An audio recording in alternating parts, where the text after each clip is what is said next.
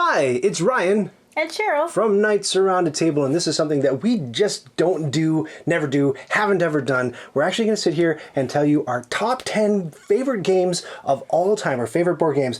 And we've never done it for a couple of reasons, but I think Cheryl pushed me to do it this time, and I think we're finally going to take the plunge. Now, we're going to split this up into a 2-video series. So we're going to do my bottom 5, 10 to 5, and then Cheryl's 10 to 5, and then we're going to do a separate video for 5 to 1, 5 to 1. So there'll be 10 board games mentioned. They may be the same board games. We don't know. Yeah, I don't know what's on your list. It is secret. It is secret. So we both have lists. We're going to go. So I cheated a little bit, I have to tell you. I picked 11 for good reason, and this is actually the reason why I haven't done a top 10. It begins on a bit of a down note, so I don't want to spend... I guess it's your channel, so you can... It's our channel. Wow. We're in this together. We're in this together, baby. Okay. We're yoked. We're married. All right, so the reason I chose 11 is because my number one game of all time, a few people know it hasn't changed, and I don't like mentioning it. And my number one and number two games of all time, for the longest time, used to be by the same publishing company, and I don't like the publishing company. The publishing company is called Starling Games. My number one game is Everdell. So let's get that completely out of the way. I don't like Starling Games. I think that they have bad business practices. I don't like the way they treat their customers, myself included. I don't like them. Don't like them one bit. Love the game. Andrew Bosley, the artist, is my boyfriend. He doesn't know that, and he and I are both married to women, but he'll come around. He'll come around to the fact that he's my boyfriend. Love his illustrations. Love the game. Love everything about it, but just really don't like Starling. And you know what? I've reflected on this a bunch. It stinks when... one bad apple kind of thing. I think that's the situation with Starling Games. Hundreds of people worked on that game, of course, and the designer and the artist and everybody else who worked on it kind of don't deserve the rap that the company has, right? So I hate to throw the baby out with the bathwater. Great game. But I just don't want to. I'll say no more. I'm glad that I've purchased the Everdell Complete Collection. It's shipped. That's the last cent. Yeah, it's the biggest box in my collection now. It's the last cent I'll ever have to give them, and I'm glad for it. So let's just completely shunt that to the side. So when you see my list, it's going to be 10 to 1, but just shift it to like 11 to 2. That's what's going on. So that's all I had to say. We're good. You seem like a deer in headlights, like you're dazed. Okay. That's okay if it's on your list. That's fine. That's fine. All right. Yeah, okay. I would like to know your number 10 board game of all time.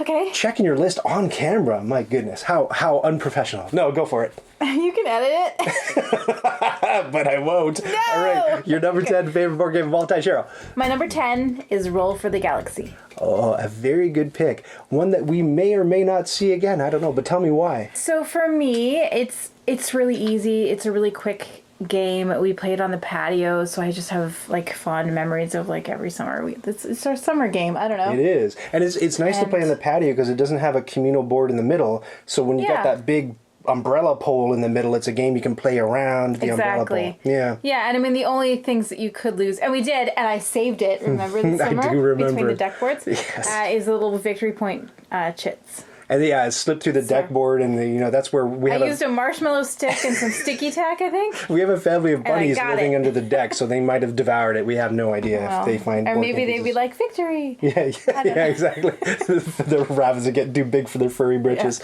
That's a great pick. I absolutely love it. It's interesting though that you call it easy. I don't know that I would call it, like, it's not easy to teach. There's a whole bunch of symbols you have to show people. Yeah, I mean, that's true. Yeah, great pick though. My number 10 favorite board game of all time is Anachrony. Cheryl's just like, face.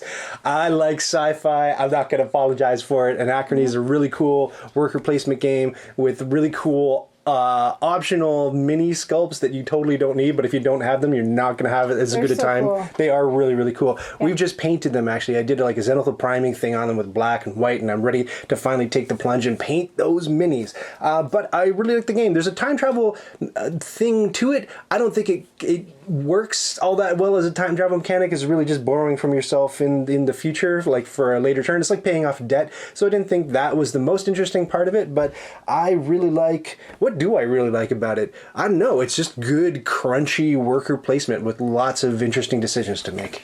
What is your number 9? Number 9 is Wingspan. Do tell. Yeah. Here's me making the face. Yeah, yes. I know it's not your favorite game, and I know like a lot of people don't necessarily like it very much. It is It's like a very lighter. popular It's a game. lighter game. Yeah. A lighter. But what do you like about it? Why is it? So- Why do you make your list? It made my list because I don't know, I just really enjoy it. It's kind of scratches some sort of itch for me. We can teach our moms it. It's, Yeah. You know, like it. And it's a theme that moms will be interested I in. love the cards. They're beautiful. I love birds. I don't know. Oh, the It's- production value is crazy. I love the excellent. little eggs. Yeah, the delicious. It's just appealing. The whole thing is appealing, and I really enjoy playing it. So That's my thing with a lot of Stonemaier games. They're very appealing. They're produced out the wazoo. They look fantastic. I'm not always big on the gameplay. Like Viticulture looks amazing, but there are a lot of games that I find it mediocre. Like it plays okay, but I don't know. like There's something. Viticulture. Viticulture for me. I don't know. A lot of But Stonemaier games. They're like doing an impression of good board games, but they themselves aren't all that spectacular. I mean, viticulture like has a place though for maybe people that aren't into heavier. I mean, production-wise, those glass beads that highlight That's my your favorite part of the whole thing. Oh my gosh, amazing. Yeah. Viticulture looks amazing. Like I say, I don't know if it plays so great, but yeah, production value is off the hook. You can never fault Stonemaier games for that. No. I would check my list for number 9. Yeah. So you okay? Making fun of me for checking I out wasn't the making list. fun of you. My number 9 on my list, favorite game of all time, is Caverna. The Cave Farmers. And Interesting. sometimes I think we put games on our list because of just special circumstances to us. So the reason why that one's special to me is my kids generally won't play board games with me, but my eldest daughter, Cassie, will actually play this one with us. So already it hits a soft spot in my heart. It was sort of a follow-up. This is by Uwe Rosenberg, who does a lot of famous worker placement games. He did one called Agricola, which is nicknamed Misery Farm because you have your subsistence farmers and you're just scraping by and you have to feed your family at the end of every season. If you don't, you have to go begging and lose a bunch of points. So similar mechanics are in Caverna, but it's nowhere near as punishing. And you just get to do the whole set up your little tiles and furnish your cave. And Yeah, it feels lovely. It does. Agricola, you feel like you have like a pit in your stomach the whole time. Yeah, exactly. You're like, can I feed my family? Yeah, you can't beat the tension in Agricola, but sometimes when you sit down at the table, that's not what you're going for. Well, maybe you don't want real world problems. Yeah, exactly. Like I'm already feeding my family in real life, and it's a strain and a stress. I don't need that simulated. What is your number? What are we at? 8? My number 8 is Anachrony. Oh, I recognize that. I didn't think that at all. I thought the sci-fi thing turned you off entirely. Yeah, I really like Anachrony. I really do. But why? Put it into words. It's hard to articulate, right? It really is. I really like the minis. I really like how the little people just like fit in the minis and you get to move them all around. I love the I love worker placement. I really do. And it's weird and unique, right? Like nothing looks like Anachrony. They went overboard crazy with the illustration. I love that all the factions look different. Yeah, yeah, it's asymmetric. So it's kind of like neat to play it each time with a different faction. I don't know. It's great. It's just a great game. It's complex. It is. So it's like... But it's complex. But here's what shocked me. When we played it, we go to like a cottage vacation with friends of ours. And we sat down and we taught them Anachrony. And we played it. And I was shocked that we got through it in like an hour and a half or something like that. Oh, yeah, we did. So when we looped back around and we had a bit of extra time, what are we going to play again? We're like, well, Anachrony played quick. Let's get it on the table. So against all odds, we got that game out on the table twice during that weekend, which surprised me. It plays faster than it looks like it should play. It's true. It looks like a 3-hour game. Like, I don't know, feels like Dracarian Light in a way. Yeah, I think so. To a degree. Yeah. It's funny you should mention Dracarian. Yeah, well. As he checks his list. Okay.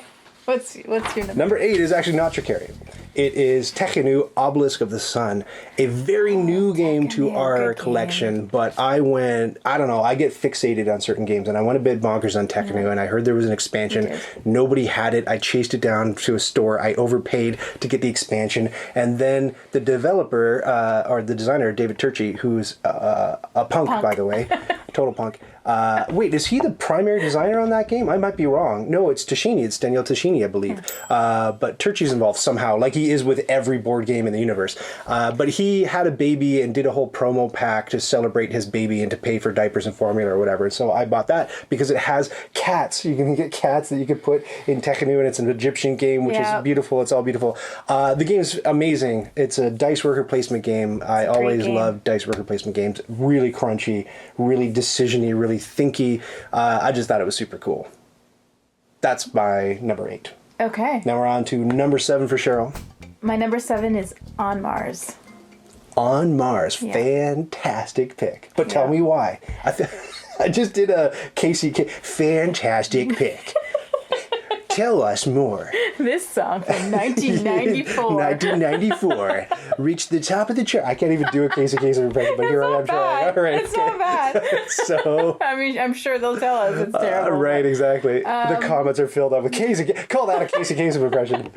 So, On Mars, I really, it's another heavy one. And I think I just have good memories of playing it because we played it on all our anniversary trips. We did. Yeah, we take little retreats together on our anniversary just to celebrate each other and spend time with each other. And that's come out a couple... Now, the first time it came out... Okay, yes, the first time it came out, it took us like a million hours to learn it. We started learning it, got confused. The rule book is tough to parse. It really is. And... yeah, and then we went to bed, and then we woke up, and then we spent another couple hours trying to learn it. And it was on the table. Through it. It was on the table for hours and hours. And then I was like, I think I kind of like this, but I'm not sure. But I was kind of fed up at that point. But as soon as we got home, it's like, rack it up, baby. Put it on the table. We're going to play again. Yeah. I don't know. I just really enjoy it. There's like a million different moves you can make. I love having to decide whether you're going to stay on the planet or go back. There's a bus that takes you back and forth basically from the planet to the orbiting station. There's different worker placement actions you can take. Well, some of them are worker placement, some of them aren't. You just point and go, do that. Yeah. But yeah, there's a how to play video on Knights Around the Table if you want to check that out. There's a how to play video for a lot of these. We should be calling that out as I say. Hold on, let me just backtrack on my list here. We have a how to play video for Anachrony. We've got one for Caverna. We've got one for... Oh, I missed my number 10 somehow. We'll have to loop back. Don't look at my list. Were you looking at my list?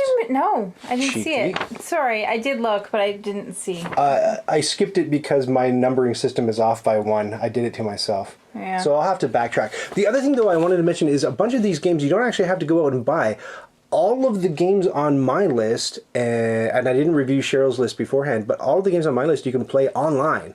For free, except for one, and that's Everdell. And Are You Surprised? That's a separate app that you can pay for. You can get it for the Switch or PC or whatever from Direwolf Digital, but I believe. But the rest of them you can play for freezies online. And I'll try to remember to call out the different platforms where you can play these games. What's your 10? Can we go back to number 10? Yes, okay. My number 10 game, this is a bit anticlimactic. My number 10 game is Castles of Burgundy. Oh. And the more they reworked this game, now they released Castles of Burgundy and a bunch of expansions, and then they did. You didn't get the. I didn't get the expansions. They did a 10th or 15th anniversary edition. I didn't get that edition, and then most recently they did a big crazy there's minis, and the minis are made out of stone chipped from actual French castle. I don't know what, but it's absurd. Yeah. Just acrylic tiles and blah blah blah. The fact that I didn't buy any of that stuff because the base game is just so darn good enough. And I said no. You also said no. You rejected the $800 upgraded version. I just couldn't justify it. I really couldn't. Well, I think it's a testimony to how good the game is that you don't need it's just great on its own. It is. You don't need additional stuff. Yeah. One thing that's not great about it is figuring out what those yellow tiles do. You always have to ride the rulebook really hard for that. Otherwise, oh my gosh. I mean, maybe if we didn't have it at all to begin with, I would be swayed. Yeah, if you don't have it, maybe look into one of those new versions for sure. That's a great point. But the nice thing about Castles of Burgundy is for the longest time, it was so much game and such a good game for such a low price. It retailed for $30 or $40. My numbers are off because we're in Canada land, so Canuck bucks, you might be like, $40, that's insane. I don't know. But it was cheap here anyway, so that's cool. And you can play Castles of Burgundy online at Board Game Arena. Cool. Now my numbering system's off. I have to check my list. Yes. Now we're a little bit. So we did my number 8. So I think we're on to your number 7. Is that correct? No, I just did my number 7. Did you do number 7? So we're on to your number 6. Man, I'm gonna adjust my numbers. Just, wait a moment. Okay, we got it. We're back. We're on to Cheryl's number 6 favorite board game of all time. Hit it, Cheryl. Okay. My number 6 is Everdell. Okay, skip. Next. Yeah. My number 6. Toss it in the garbage. My number 6. By the way, if you don't own Everdell, please do go steal it. Find the Starling Games warehouse, break into it, steal all the copies you want. I encourage you. We do not condone that. Number 6. I do in that case. My number 6 is... You're not accomplice to your theft. I'm not getting arrested for saying it. They're getting arrested for doing it. I'm just putting the suggestion in their head. Okay. I just told them to storm the Capitol. I didn't... My number 6 is A Feast for Odin. Another, yeah, we might see that one again, I think. Another Uwe Rosenberg game, another worker placement game, but like bonkers worker placement, where the worker placement board is like, oh, there's so many options. They cleaned it up a little bit with the Norwegians, but there's, it's almost, you'll see a couple of sandbox games on my list, and it's almost like a sandbox game, a little bit more rigid. You can do a bunch of different things. You can buy boats, you can go on whaling expeditions, you can go pillaging things from far off lands. Yes. Did you say number 5 or number 6? Number 6. Okay, so sorry. Yeah, we're good. We're still good. We're still on track. I feel like the numbering is, yeah, it's good. Okay. I don't know, it's just a good game. And shockingly, something that you would never expect to see in an Uwe Rosenberg game is dice. There are dice in the game, but the dice are handled in a very Euro-y kind of way, and it's a lot less, it's not like, no, I rolled a 5 and I suck and I lose the game. It's, you have to play to see it, or just watch our video, How to Play Feast for Odin. I'm happy to find out that a number of people have learned the game from that video, so that makes me feel good in my heart.